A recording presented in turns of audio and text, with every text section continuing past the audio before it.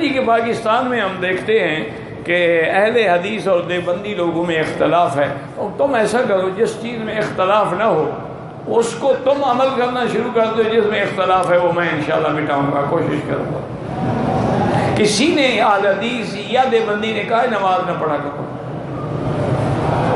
تو تم نمازی تو بنو نا پہلے، اختلاف تو باقی آمین زور سے کہو یا ایسا کہو کوئی فرق نہیں پڑتا۔ تو جو چیزیں متفق ہے یہ تو بہانہ ہے نا جی، وہ یہ کہتا ہے اور وہ یہ کہتا ہے۔ کون کہتا ہے کہ نماز نہ پڑھو؟ کون کہتا ہے کہ روزہ نہ رکھو؟ کون کہتا ہے کہ حج نہ کرو؟ کون کہتا ہے کہ عمرہ نہ کرو؟ اختلاف تو فروعی چیزوں میں ہے، بعض رفع دین کرتے ہیں، بعض نہیں کرتے، بعض آمین زور سے کہتے ہیں، آہستہ کہتے ہیں، یہ تو فروعی چیزیں ہیں، ان کے اختلاف تو کچھ بھی نہیں ہے۔ آج تک کسی حدیث یا دیوبندی نے کہا ہے کہ مغرب کی نماز 4 رکعت پڑھا کرو؟ کس میں اختلاف؟ اصول میں تو کوئی اختلاف نہیں ہے،